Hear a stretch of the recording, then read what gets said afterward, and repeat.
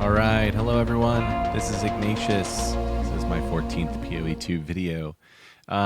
This one's a little bit different. I kind of made a note here, but this video is unusual for me. I usually like to really carefully organize an outline for a video, cut like a pretty nice edit. There's just been too much to do in prep for the season, especially like too many calculations to determine myself. Path of Building 2, I think, is at the point where it's like woefully unsupported for certain things, like for when you really want to grind down numbers and make predictions about how much damage something does with certain nodes. They've started flagging nodes with like this isn't supported, but it's at the point where like my configuration box for custom mods is more important than what I'm actually selecting in POB2, and anybody who spent a lot of time in there carefully would probably agree with that, I think. So anyway, this video is a little different. This is going to be like a very long-winded overview of where I'm at with everything League Start related. I do think my prep is finished. So until we get more updates, which we probably will in the next 24 hours, I'm at a point where I have understood how the campaign is going to be an amazing and fast experience, how the build is going to be ready for Act 4 and the mini acts, and how the build is going to scale into an uber endgame Hollow Palm archetype that is successful, barring a couple of variables from GGG and things we don't know kind of whiffing. So yeah, this video is a little less organized, but honestly is probably far more informative for anyone who's trying to get ready for Hollow Palm, Amazon, bows, that kind of thing. Okay, so let's get into it. First of all, this will be, I'm known for really comprehensive and detailed written guides. This is going to be my most comprehensive and detailed. Everything I do in this league, until I roll a new character, which I may not even at all, everything is going to be in this guide. And updates I make, especially when we get new information, they're going to go right here, right up top. So that way you know what has changed since last time you looked at it or, you know, consulted it for information. So yeah, I'm also going to kind of use this guide as an organizer for this video, sharing a lot more information about what's here than I'm able to sort of write in a written guide. So let's go over that. Number one, when should I switch to Hollow Palm? I talked about this in my last video, so I've got 2 videos so far for this league. I don't think you need to rewatch them or go back to consult them. I'm going to try and cover everything in this video so that way we're at like level set. But I really think you should wait as long as you can to switch to Hollow Palm. And I get it. This is rubbing up against human instinct and people's excitement for the archetype. And people are saying, well, I don't want to switch. What's the point? I want to do this in campaign. Let's be real. Like, if your character sucks in Act 4, you're going to hate this game, right? If your character can't do Tier 1 maps, you're going to hate this game.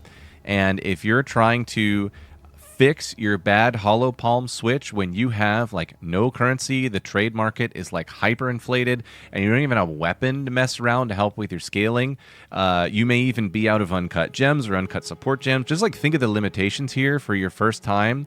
A lot of people in Discord are like, I know I should wait, but I'm not going to. I'm going to say one more time, you really, really should wait. There is a reason where it is maybe like viable to switch early.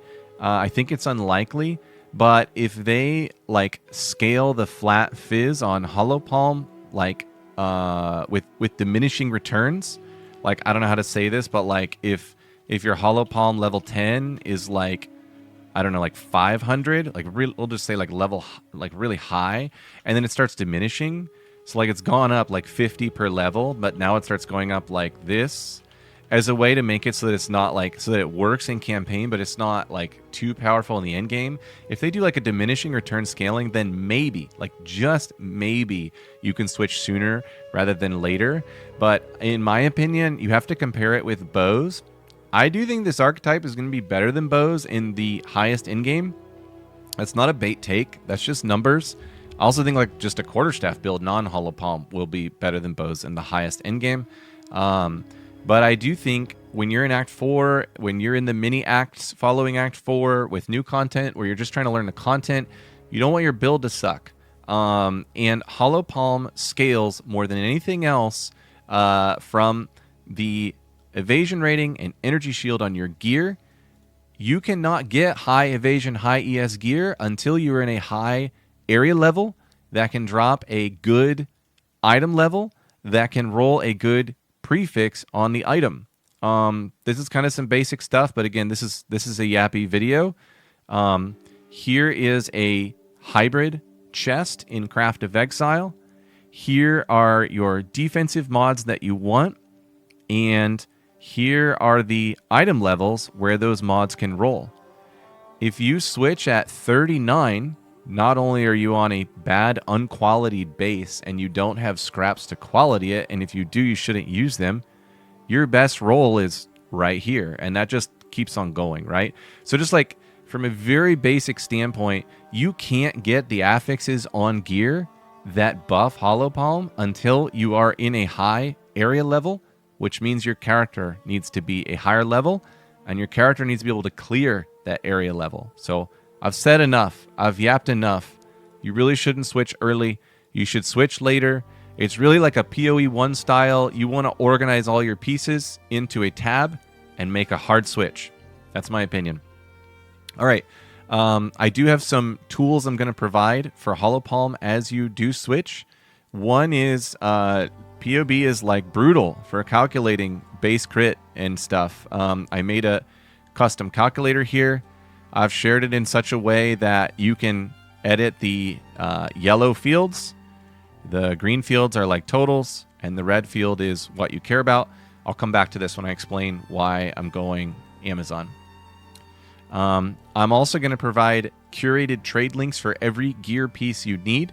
I've done this for past Mobalytics guides. I've gotten really good feedback on it. It takes a while, but it helps a lot. Here's an example of what it looks like. I put an item, I talk about what you want on that item, and I give you a PoE2 trade link, which loads the item search, but also has the filters predefined so that you can sort them. Like if you're looking for like a cheaper one, you can hike down a property, add a property, whatever it is. I'm going to do that for this build. I haven't done it yet because they won't link to the right league. We don't have the league we need here. And also, like, we're not totally sure the items we need based on like the base flat damage and the passive tree and all that stuff. Maybe other changes. So yeah, but the links will be here. They're going to be in this guide. All right. Campaign. We're doing bows and spears. Ultimately, we're doing bows, but we're using spears for movement, for blind effect, some other things. There's a lot of fun stuff to do. Some of this I'm doing for fun. Some of them I'm doing it because it's just really powerful. A lot of people are going the lightning arrow bows, you know, the fub gun style. It's going to be great, I'm sure. I did a few campaign runs with it. It's solid. I also found that gas arrow is better, especially at single target, and my campaign runs were faster with gas arrow. By the time I got to Act 4, so like Act 1 Cruel, I was deleting bosses before they even get skills off. I was able to kill the Count, the Act 1 boss, before he even phased. So gas arrow, I think, scales better. I also am really confident that gas arrow will not be touched. We have 24 hours to start. I wouldn't be surprised to see more touches to Deadeye or to the lightning arrow gems. That stuff happens in the last 24 hours. I don't think it's going to happen to gas arrow. I'll be really mad if it does. But yeah, I think gas arrow is safer in that respect as well. As far as what I have in this guide for you with the campaign, I've laid it out like other guides where there's key like level breakpoints for doing different things. I've set up a quick reference for gems. What are you doing at that level with gems? I've made some careful notes of like what you need to do in certain zones, especially in the first 5 levels where like it's really grindy and your combat tactics are how you're basically getting things done well. And then, of course, I define like key item properties and then, the quick look at the gems here. So yeah, I've tried to do this really carefully. I actually did like a 3rd campaign run and wrote this as I was going. So hopefully this will be really, really helpful. Now, in my campaign approach at level 22, we're swapping to gas arrow. So just pay attention to that and enjoy the DPS and clear. It's absolutely insane. Act 4 maps, we are still in gas arrow. We're on Amazon, so we are starting to stack crit. And defensively, we are going to make use of the deflect mechanic with evasion. So you're going to want to look for items that have that conversion tag on it that we haven't seen yet. And you're going to be doing things to prepare for the Hollow Palm swap as you get into mapping. Again, when I make updates to anything, I'm going to put them up here so that you can come to this link and say, okay, were there any updates? Here they are. I won't put superfluous updates. If it's not important, I won't put it there. But yeah, that applies to the campaign. I know some people are sick of bows. I'm kind of a Chad. I just like want to do something that works well for campaign. I do enjoy the campaign thoroughly. I think the PoE2 campaign is the best in like all ARPGs. And I love it. I like crank the volume and fully immerse, but I also don't want my character to suck. So bows are good. But spears are good too. Snoobay, I call him Uncle Snoo. He's got a really cool whirling twister thing going on. I really admire how much he deep dove this build last season. I don't know if he really even played anything else. He played it on multiple classes, I think. And yeah, he's got a great video guide for running a whirling twister, like cold, chilled ground thing. It looks awesome. I did give it like a short try in an Act 1 run, and it is successful, but it is very like micromanagey. Like you have to do a lot of combat micromanagement constantly. And yeah, I got 3 little kids. That doesn't work for me, but it's great. Great call out to Snoo there. Endgame scaling. I talk a lot about this like in my other video, and I think it's kind of obvious, but the clear skill I'm targeting for Hollow Palm is Tempest Flurry. This ability has something called dash. It's like not even in the in the description here, but basically your attack speed becomes your movement speed. In the POB, let me go ahead and pull up the POB now that we're kind of getting into, you know, what are we going to be doing with Hollow Palm. In my forecasted POB and in my finalized iteration for it, we are at an attack rate of Tempest Flurry. I thought we were like 9 something attacks per second. Am I crazy? Oh, 10.29 attacks per second. It probably won't be that high for like, you know, the start of the swap, but it's going to get there. That, I mean, if you've done like attack per second type builds with movement, it is insane. It's going to scale like through the roof. It's why it's going to be better than bows. And we're going to scale with Falcon Dive. And while we scale accuracy, we are going to be scaling base crit, leaving more room for evasion in our gear, which is going to be really great. So accuracy scaling in the end game. Some people have said, hey, you don't have a main weapon. You're missing out on 600 accuracy. You're right. You're not wrong. But they changed accuracy like at its core. So players gain 6 per level, previously 3. It's a nice bonus. Each point of dex grants 6, previously 5. So, you know, this numerically really does end up compensating. Like when you end up with 500 dex, you're already higher, 500 dex, you're already higher on Amazon level 90 than you were with a 600 accuracy rating. So, you know, people have said you're losing your accuracy on weapon. It doesn't matter. We actually have more accuracy. I'm serious. We really do. But tell me if I'm wrong. I always could be wrong. And then critical strike. I want to mention, you know, I've mentioned this in a lot of conversations, but people look at this as a 40% nerf. It technically is, but they had to do this because they changed the base evasion of monsters and they changed accuracy. Where's this monster evasion change? Lower the growth on monster evasion rating. This results in level 80 monsters having 30% less evasion. People, I think, like don't look too carefully at the critical strike node, but it is based on chance to hit. So when we maim, we'll just be running a maim support. When we maim, we lower monster evasion, and this patch notes lowers monster evasion. So again, back to Amazon and the critical strike change. They had to do this because they buffed accuracy and they reduced monster evasion, and things like maim apply to how this works. In game, I'll pull up the game here and show you how the game demonstrates this. But in game, it is documented how this variance works on monsters. So that's all to say, like, Amazon is still really in play, and I don't think people have like really realized that. Okay, so that's accuracy. Endgame scaling, boss deleting. This one's really fun to talk about. There's a lot of unknowns, but ultimately for removing bosses, Flicker Strike and Falling Thunder received changes, which improve the boss removal. You used to have a chance to not remove power charge, so sometimes you would like super overkill a boss, and then sometimes boss wouldn't die because all your power charges got consumed. Instead, you have more damage per power charge, and not only that, we've got a cool node here. 4 power charges. Where is that one? Oh, what am I thinking of? Is this? Yeah. As long as this works, it's a quarterstaff thing. But quarterstaff skills that consume count as consuming an additional. So at 7 power charges, we would be at 140% more damage. But as consuming an additional, each one is going to be 40.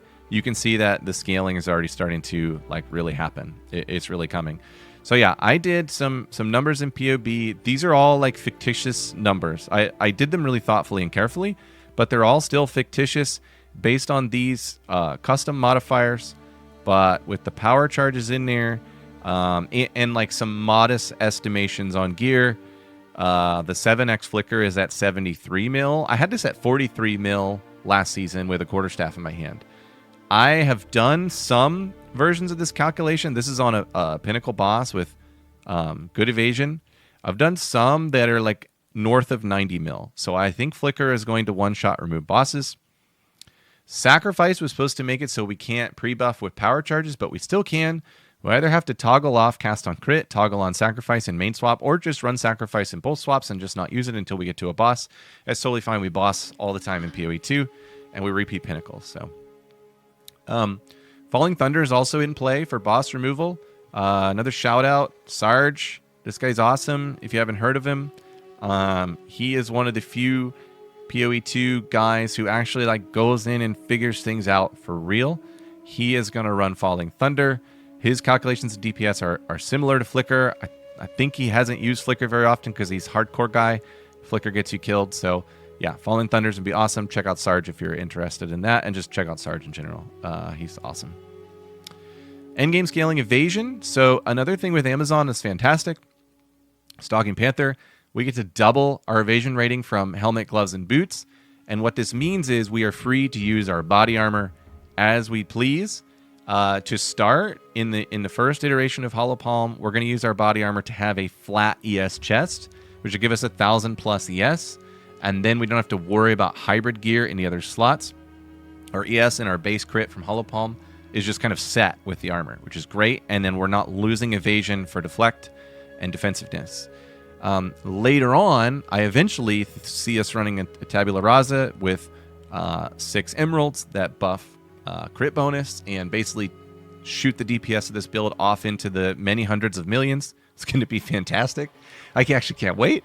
But we may run Coming Calamity in there, which gives us free heralds and also neutralizes monster resistances. If we're in like Pinnacle, especially like logbooks, this can be really good. This is great defensively. Life Leech can overflow maximum life, and we have this really cool Amazon node, Mystic Harvest. Life Leech recovers based on elemental damage as well as fizz. So yeah, insane combination there. And with all 3 of these, this one already has ES. This one is a bad evasion chest, and this one has nothing. So with all 3 of these, Stalking Panther makes it so we aren't just like dead in the water if we switch to one of these. Lastly, I've mentioned a few reasons why I'm on Amazon still.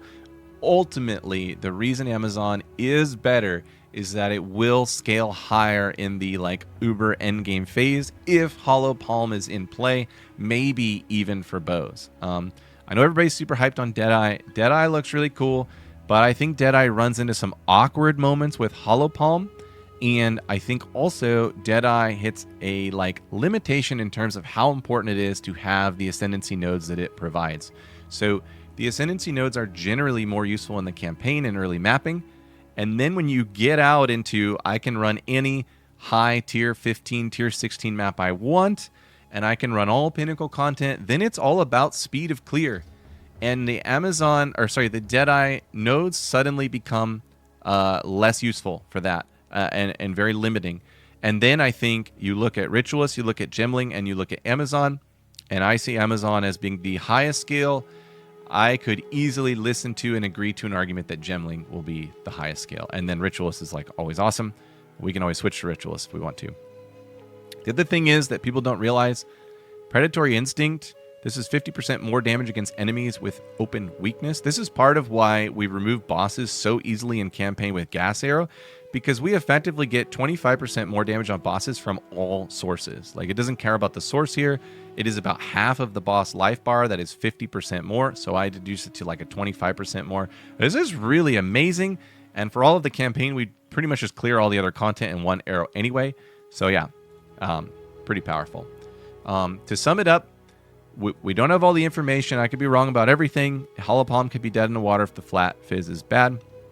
I do always try to maintain like a sense of, I could be totally wrong. I am like newer to the scene, and I'm still learning stuff every day, and people convince me otherwise on my thoughts all the time, and I think that's an important attitude to have.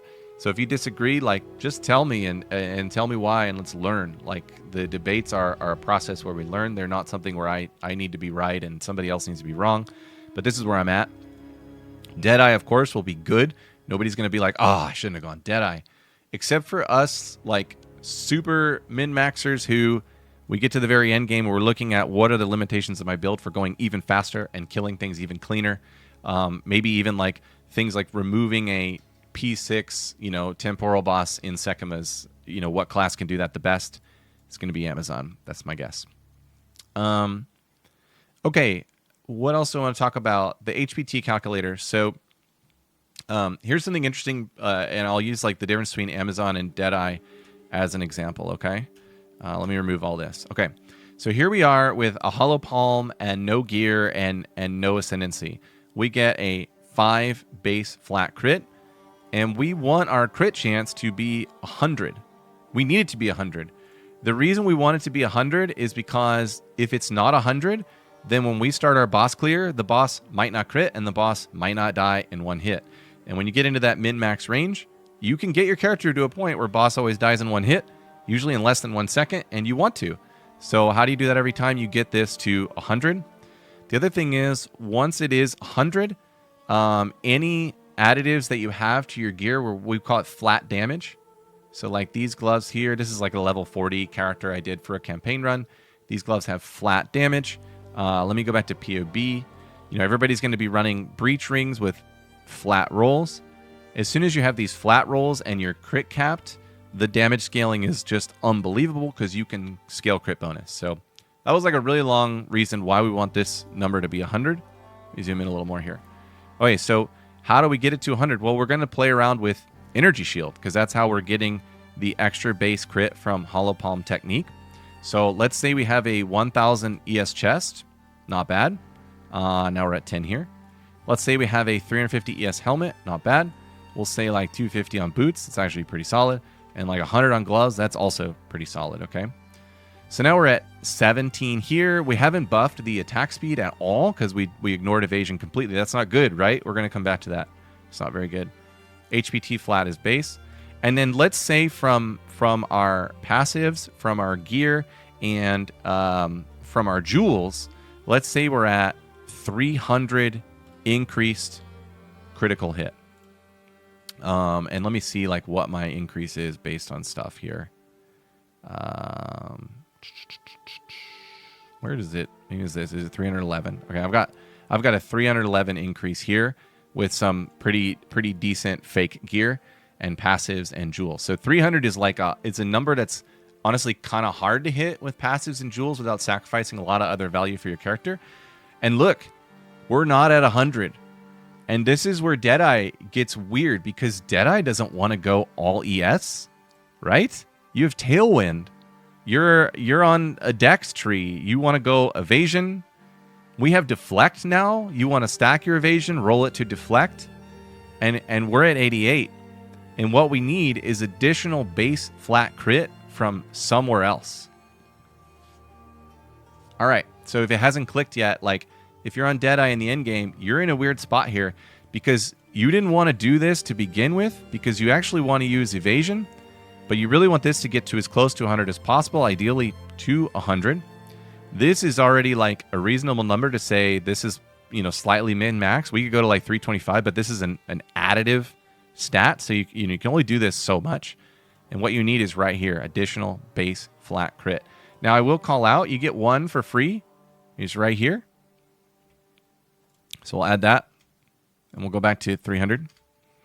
And then we got new gloves, right? So if you want to go use these new gloves, which I actually don't think they're very good, but they're called Thunder Fist, I think.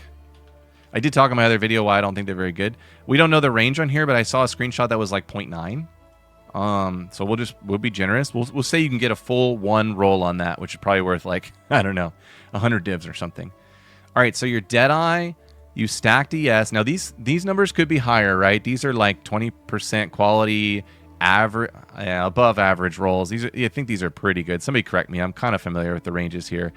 You know, mirror tier gear, you're gonna be able to get like higher on all these because we have over quality gear this season. But we're just saying like I'm level 90. I spent, you know, quite a few divines on gear, and I'm Deadeye, and here I am. I have 17 added from ES. I've got 5 base flat. I've got 1 from tree and 1 from these gloves, which I didn't really want to use. By the way, if we are using these gloves, we're already negating what I put in here, which was 100. Where did those gloves go? Oh, it doesn't even say. I think they had some ES on them. I think they were like sort of base ES gloves. And you're sacrificing a lot of other things by running these gloves, by the way. I talked more about these gloves in the other video. But yeah, we've been really generous, and we're at 96, and we went all ES on Deadeye, which we don't want to do to begin with. All right, so what I just tried to do here was paint the picture for like, how does Deadeye get awkward with Hollow Palm? It gets really awkward really fast. Now on Amazon, let me switch over to Amazon. On Amazon, because of Stalking Panther, we can run this 1000 chest, and like, since we're just focusing on chests, like we'll bump it up to 1200, and then we can run evasion on everything else. I actually don't know the realistic, like, just flat evasion numbers. I think they're like a lot higher than ES, right? I'm pretty sure. Let me look. I built a few of them. Yeah, this one's like 1000, 160 on gloves, 1200 on helmet. That's way too high. I'll hike all these down. 800, 800. There we go. Now, first of all, we just did this with Hollow Palm. We added 68% more attack speed, which with Deadeye, we were just ignoring this stat, right? We're 1200 here, and we have 12 here. Now, we can really do something with this number, because we have, well, there's 2 things that we're doing. First of all, we have Critical Strike, which is going to be 15% base crit chance based on our excess chance to hit a monster. But we also have Stalking Panther. So we are effectively doubling our evasion, not for the calculation for Hollow Palm. Don't think I don't know that. I know that this isn't going to change with Stalking Panther. It shouldn't. If it does, they should fix it. It's a bug. But we can double evasion for calculating deflect and actual evade chance. Really, really powerful when you're on the right side of the tree to be able to do that. And we're getting a 15% here. I can't remember. I ran some numbers, and I got a base chance from my Ascendancy, 6.75. I think I had it like in a range, and I got it up to, like, depending on the monster, right? So this calculation was for like a pinnacle boss. Yeah, with like as high evasion as possible, which is chance to hit, right? But like a maimed, you know, we'll say non-pinnacle or like a maimed boss with like a normal evasion rating, you can realistically get the additive from Amazon up to 8, and that's on top of this 2 without doing anything else. I mean, I haven't like fudged anything else, and this can go higher. The long story short, like please don't nitpick me on how I just did these numbers. If I made major mistakes, let me know. But what I'm trying to show is that on Amazon, we actually do have worlds where we hit 100, and the avenue to hitting 100 fits our archetype. We still have actual evasion on gear, which scales our more attack speed from Hollow Palm. And then with Stalking Panther, we have actual useful evasion for deflect and defensive mechanic. So this is like really long, and again, I just plan to talk and yap. But if you've been listening, hopefully you understand why I'm going Amazon for Hollow Palm. I also think Gemling might be insane with the double accuracy from Dexterity, and there's even an accuracy node which swaps your int to Dexterity, or it gives you actually based on your int. So yeah, there's a lot going on there.